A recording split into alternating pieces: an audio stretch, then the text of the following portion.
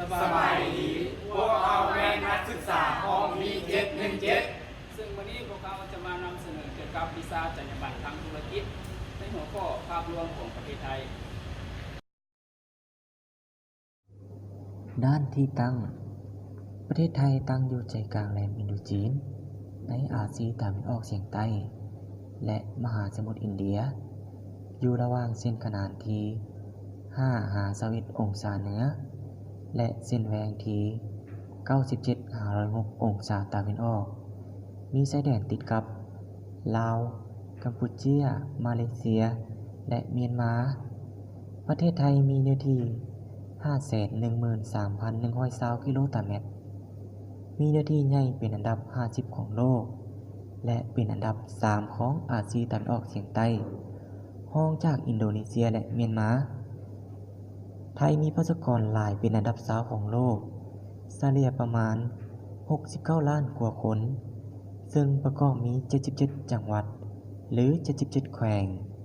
ได้แบ่งออกเป็น4ภาคใหญ่คือภาคตะวันออกเฉียงเหนือประกอบมี20แขวงภาคเหนือประกอบมี17แขวงภาคกลางประกอบมี26แขวงภาคใต้ประกอบมี14แขวงประวัติความเป็นมาของประเ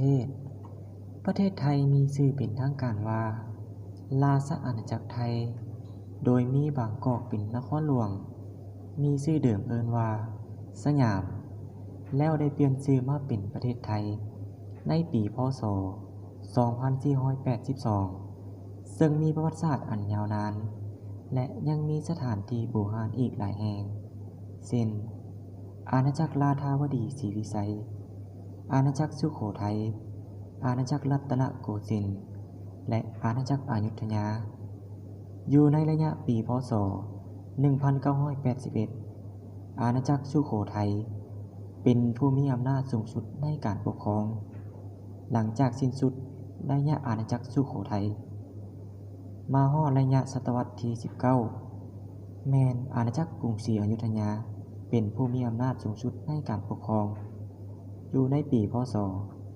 2301หลังจากระยะกรุงศรีอยุธยาสิ้นสุดอำนาจลงแม้นได้สถาปนามาเป็นอาณาจักรรัตนโกสินทร์ในปีพ.ศ. 2325อยู่ในระยะนี้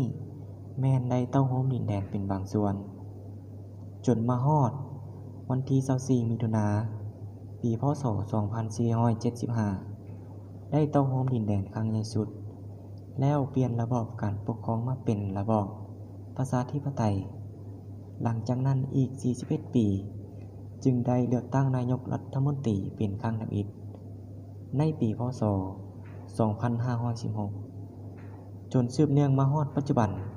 ประเทศไทยปกครองโดยระบอบราชาธิปไตยสรุปรวมแล้วประเทศไทยก็เป็นประเทศหนึ่งที่มีประวัติศาสตร์อันยืดเยื้อยาวนานและมีการต่อโฮมดินแดนการปกครองเป็นหลายๆครั้งหลายๆสมัยจึงมาเป็นประเทศไทยในปัจจุบันนี้บทบาทที่มีผลต่อการปลุกจิตสำนึกด้านจรรยาบรรณของผู้นำการปกครองไทยได้แบ่งออกเป็น2กลุ่มหลักคือกลุ่มที่1นั้นเน้นหนักถึงแนวคิดที่อ่อนแอของลักษณะประชาธิปไตยอยู่ในกลุ่มนี้มันจะถือเอาการมีเหตุผลด้านจรรยาบรรณที่มีอยู่ในจิตใจของคนเฮาโดยบ่จะแจ้งกฎหมายหมายความว่าถือเอาธรรมชาติด้านจรรยาบรรณเป็นการตัดสินใจของคนเฮาและอีกด้านที่2ก็คือจะเน้นหนักถึงแนวความคิดที่เข้มแข็งของลักษณะประชาธิปไตยอยู่ในกลุ่มนี้มันถือเอาความยุติธรรมเป็นหลักในการเมืองและกลุ่มที่2มันเน้นหนักถึงแนวความคิดที่เข้มแข็งของลักษณะประชาธิปไตยอยู่ในกลุ่มนี้มันจะถือเอาความยุติธรรมเป็นหลักในด้านการเมืองซึ่งในไทยบทบาทของผู้นำทางด้านจิตวิญญาณที่มีผลต่อกับการปลูกฝังจิตใต้สำนึกด้านจรรยาบรรณมีอยู่2ทฤษฎีที่สำคัญคือ 1. ทฤษฎีคำสอนของพระพุทธเจ้าได้บันทึกไว้ในพระไตรปิฎกถึง 84,000 ปฐมขันธ์ที่เป็นหัวใจที่ชาวพุทธรู้จักกันดี เช่นหลักแห่งคำสอนหรือหัวใจพระพุทธศาสนาอันได้แก่ 1. บ่เฮ็ดความชั่วทั้งปวง 2. เฮ็ดแต่ความดีให้ถึงพร้อม 3. ปฏิบัติใจของตนให้โปร่งใสขาวสะอาด 2. ทฤษฎีคำสอนของพระบาทสมเด็จพระเจ้าอยู่หัวรัชกาลที่ 9 มีดังนี้ 1. ความเพียร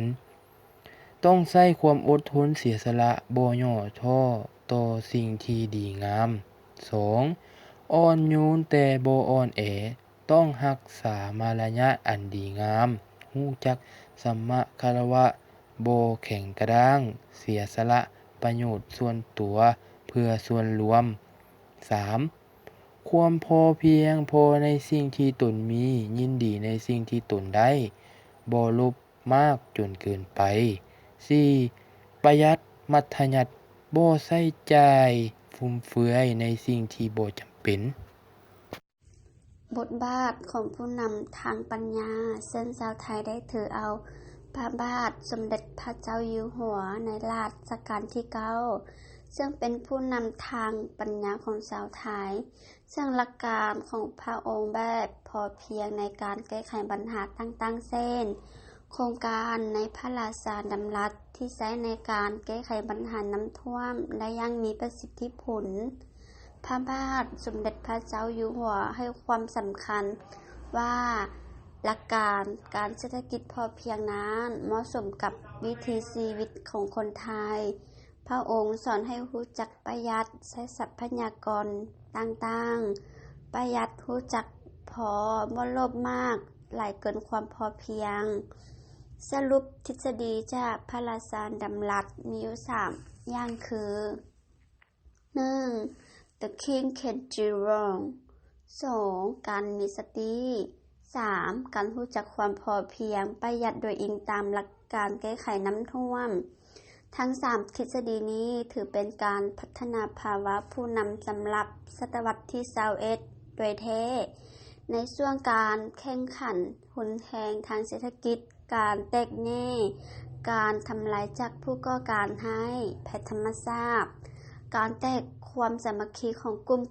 ในสังคมทั่วโลกการขาดจริยธรรมรู้จักผิดชอบชั่วดีของผู้นำทั้งหลายและการใช้ชีวิตด้วยความย้านกลัวและหวั่นวิตกภายใต้สถานการณ์กดดันเช่นนี้สังคมโลกของเราต้องการผู้นำที่มีสติใจกว้างรู้จักฟังรู้จักให้อภัยและมีความประหยัดรู้จักเพียงพอบ่โลภมากจนเฮ็ดให้เบียดทางตนเองและผู้อื่นสมดังพระราชดำรัสโดยแท้ พระพุทธศาสนาเป็นศาสนาประจำชาติไทยพระมหากษัตริย์ไทยทุกๆพระองค์ตั้งแต่สมัยสุโขทัยเป็นต้นมาจนถึงรัชกาลปัจจุบันทรงนับถือศาสนาพุทธพระบาทสมเด็จพระเจ้าอยู่หัวรัชกาลที่ 9 ก็เคยบวชและมีประชาชนชาวไทยถึง 95 หรือประมาณ 60 ล้านคนนับถือศาสนาพุทธนอกจากนี้กฎหมายรัฐธรรมนูญซึ่งเป็นกฎหมายสูงสุดปกครองประเทศก็มีบทบัญญัติให้พระมหากษัตริย์ทรงเป็นพุทธมากะหมายถึงผู้นับถือศาสนาดังนั้นจึงถือได้ว่าศาสนาพุทธเป็นศาสนาประจำชาติไทยบรรพบุรุษไทยปู่ย่าตายายต่างๆก็มีความเลื่อมใสในพระพุทธศาสนาเป็นเวลานับพันกว่าปีมาแล้วบ่ว่าจะเดินทางไปไสเฮาก็จะพบเห็นวัดวาอารามอยู่ทั่วไปดังนั้นการเคารพธรรมเนียมประเพณีและวิถีชีวิตของคนไทยจึงได้รับอิทธิพลมาจากพระพุทธศาสนาเป็นส่วนใหญ่เช่นการกราบการไหว้และการเฮ็ดบุญตักบาตรการสร้างโบสถ์วิหารวัดวาอารามหรือการสร้างพระพุทธรูปล้วนแต่มีแรงบันดาลใจมาจากพระพุทธศาสนาทั้งนั้นปรัชญาไทยเนื่องจากชาวไทยแต่อดีตมีความสัมพันธ์และได้รับการถ่ายทอดทางความคิดและความเชื่อมาจากปรัชญาตะวันออกเป็นส่วนใหญ่และสืบสายกันมาโดนนานโดยเฉพาะแนวคิดแบบอินเดียและพระพุทธศาสนาดังนั้นวิถีชีวิตที่เอิ้นว่าเบิ่งโลกทัศน์ย่อมจะคือกัน หรือเป็นอย่างเดียวกันกับของกลุ่มอริยธรรมที่เจริญกลัวและมีอิทธิพลเหนือตนเอง ดังนั้นปรัชญาไทยอาจจะมีความผสมผสานระหว่างปรัชญาตะวันออกและปรัชญาทางพุทธศาสนาความเชื่อของชาวไทยความเชื่อชาวไทยมาแต่สมัยปู่ย่าตายายนิยมกันต่อมาพร้อมทั้งบอกลูกหลานให้เฮ็ดตามอยู่เสมอบางเรื่องก็เห็นผลได้กับตาบางเรื่องก็เป็นเรื่องที่เกี่ยวกับสิ่งลึกลับสิ่งที่เบิ่งบ่เห็นเพียงแต่เชื่อต่อกันมา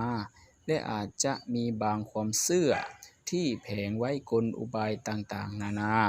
เช่นสิ่งที่บ่ควรเฮ็ดเพราะจะเฮ็ดให้ชีวิตตกต่ำถึงขั้นตายได้ซึ่งมีดังนี้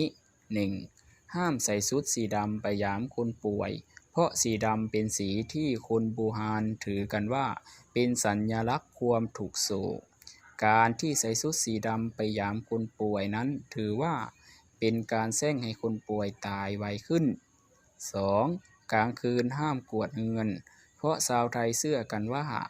การกวดเงินตอนกลางคืนจะเป็นการกวดเงินกวดทองที่สะสมมาตั้งแต่ตอนเช้าออกไปหมด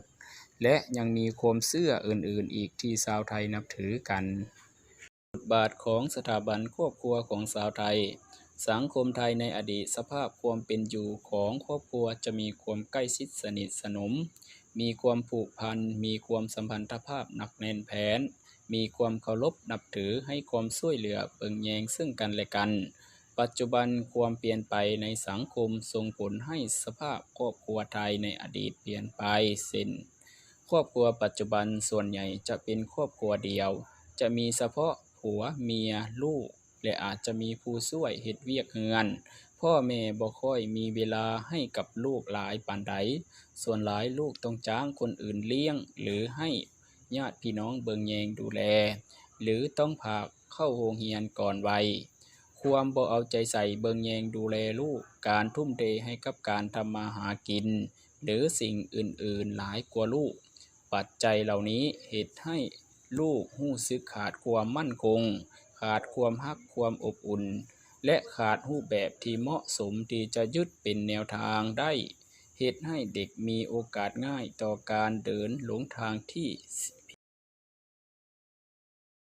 สถาบันการศึกษาที่มีผลต่อการปลูกฝังจิตสำนึกด้านจรรยาบรรณเนาะคือว่าของประเทศไทยนี่ก็มีคือ 1. ปฏิบัติกฎระเบียบที่สถาบันวางออกอย่างเข้มงวด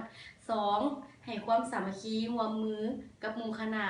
3. คือเข้าร่วมกิจกรรมต่างๆบ่ว่าจะเป็นภายนอกโรงเรียนหรือภายในโรงเรียนและสร้างชื่อเสียงให้สถาบัน 4. คือพยายามใช้ทรัพยากรที่มีอยู่อย่างจำกัดและมีเหตุผลดังนั้นบทบาทของสถาบันการศึกษาครูก็เป็นปัจจัยหลักที่มีผลต่อการปลูกฝังจิตสำนึกด้านจรรยาบรรณเพราะว่าครูเป็นผู้ถ่ายทอดความรู้ออกสู่สังคมของรัฐบาลที่มีผลต่อการปลูกฝังจิตสำนึกด้านจรรยาบรรณเนาะนั่นก็คือป้องกันชาติป้องกันความสงบให้มีความผาสุกและถาวร 2. รักษาระบอบการเมืองระบอบประชาธิปไตยโดยมีเจ้าชีวิตเป็นประมุขรัฐ 3.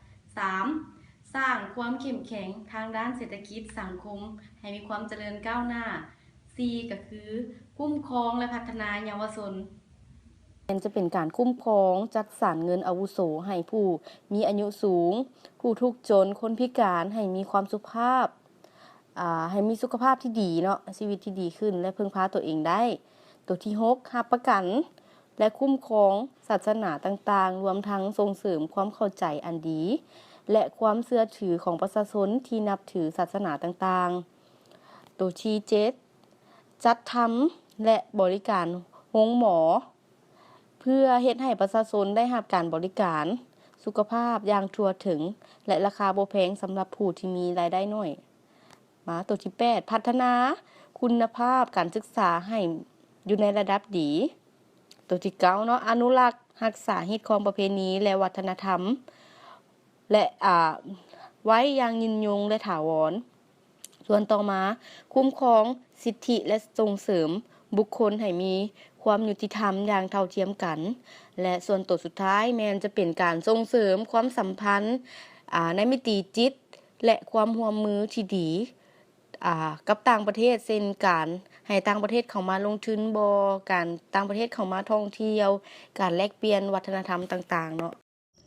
บทบาทสื่อมวลชนที่มีผลต่อกับการปลูกฝังจิตสำนึกทางด้านจรรยาบรรณประกอบมีอยู่3ด้านคือ 1. บทบาททางด้านการเมืองแม้นสื่อมวลชนทุกคนสามารถให้ความรู้ทางด้านการเมืองโดยผ่านสื่อสารทางวิทยุหนังสือพิมพ์โลกออนไลน์เฮ็ดให้ทุกคนเข้าใจถึงรัฐบาลว่ารัฐบาลกำลังเคลื่อนไหวอันใดอยู่ตอนนี้และรัฐบาลจะรับรู้ว่าประชาชนคงเขตใดมีความทุกข์ร้อนและให้มีความเข้าใจระหว่างรัฐบาลกับประชาชน 2. บทบาททางด้านเศรษฐกิจการเคลื่อนไหวทางด้านเศรษฐกิจของประเทศจะเกิดขึ้นจากการลงทุนในประเทศทุกภาคมีเศรษฐกิจและในประเทศก็จะมีเงินเฮ็ดให้เศรษฐกิจขยายตัว 3. ด้านสังคมวัฒนธรรมทุกคนในทุกภาคทุกท้องถิ่นมีวัฒนธรรมเป็นเอกลักษณ์ของไผลาวให้เข้าใจถึงกันอยู่ร่วมกันอยู่ในสังคมมีความสามัคคีช่วยเหลือซึ่งกันและกันบทบาทการมีส่วนร่วมในชุมชนการลงทุนใส่ชุมชนท้องถิ่นผ่านการพัฒนาเศรษฐกิจการเป็นหุ้นส่วนและการร่วมกับพนักงานของพวกเราที่เป็นอาสาสมัครให้การสนับสนุนองค์กรในการเลือกองค์กรที่บ่หวังผลกำไรและองค์กรพัฒนาเอกชนที่บ่หวังผลกำไรระดับประเทศและระดับโลกที่ให้บริการชุมชนที่เฮามีสถานะทางธุรกิจสนับสนุนคู่ค้าที่ทำงานอยู่ในพื้นที่ที่เฮามุ่งมั่นด้านความมั่นคงด้านอาหารและความยั่งยืนพยายามที่จะรับรู้ประเด็นที่สำคัญต่อชุมชนสร้างความสัมพันธ์ประสิทธิภาพกับผู้นำชุมชนการมอบทุนการศึกษาสร้างโรงเรียนหอสมุดช่วยบำรุงรักษาระดับสาธารณสุขให้การช่วยเหลือชุมชนให้การสนับสนุนโครงการอาหารจัดอบรมให้ความรู้แก่ประชาชนในชุมชนในสมัยก่อนอาณาจักรสุโขทัยประเทศไทยตั้งอยู่ในแหลมอินโดจีนมหาสมุทรอินเดียและจีนคือจุดใจกลางของศาสนาและเทคโนโลยีที่มีความก้าวหน้าทางด้านอุตสาหกรรมและการค้าจนได้รับสัญนามว่าเส้นทางแห่งฟ้าไหมวัฒนธรรมจีนและอินเดียมีอิทธิพลหลายต่อชุมชนชาวไทยในศตวรรษที่16หา18เมืองลาโวแม่นศูนย์กลางของเทคโนโลยีและการศึกษาเมื่อกษัตริย์อู่ทองได้สร้างตั้งอาณาจักรอยุธยาขึ้นแล้วได้รวบรวมเมืองต่างๆใกล้เคียงเข้าด้วยกันจนเฮ็ดให้อาณาจักรอยุธยาเจริญรุ่งเรืองมาถึงสมัยรัตนโกสินทร์ก็ได้ยึดครองเมียนมาและตั้งกรุงธนบุรีเป็นเมืองหลวงส่วนบางกอกเอิ้นว่าเทราวดีซึ่งขึ้นกับอาณาจักรรัตนโกสินทร์และสืบต่อกันมาจนถึงปัจจุบันประเทศไทยมีพื้นที่ทั้งหมด 513,115 ตารางกิโลเมตรซึ่งตั้งอยู่ในภาคพื้นอินโดจีนเอเชียตะวันออกเฉียงใต้ที่ตั้งของประเทศไทยมีอิทธิพลหลายต่อสังคมและวัฒนธรรมไทยประเทศไทยมีลักษณะคล้ายคือขวานมีความยาวทั้งหมด 1,650 กิโลเมตรและกว้างสุดแม่น800 กิโลเมตรประเทศไทยมีอาณาเขตติดกับประเทศเพื่อนบ้านอยู่4ประเทศได้แก่ลาวเมียนมากัมพูชาและมาเลเซียประเทศไทยมีพื้นที่หาเพียงอุดมสมบูรณ์มีอากาศร้อนสุมมรสุมเหมาะสมแก่การปลูกผักเลี้ยงสัตว์และใช้เป็นแหล่งท่องเที่ยวประชาชนชาวไทยส่วนหลายแม้นมักตั้งถิ่นฐานอยู่ตามพื้นที่หาเพียงรองแม่น้ำเช่นแม่น้ำของแม่น้ำเจ้าพระยาถือได้ว่ามีความสำคัญหลายต่อเศรษฐกิจของไทยเพื่อใช้เขาในการเฮ็ดกสิกรรมขนส่งและการท่องเที่ยว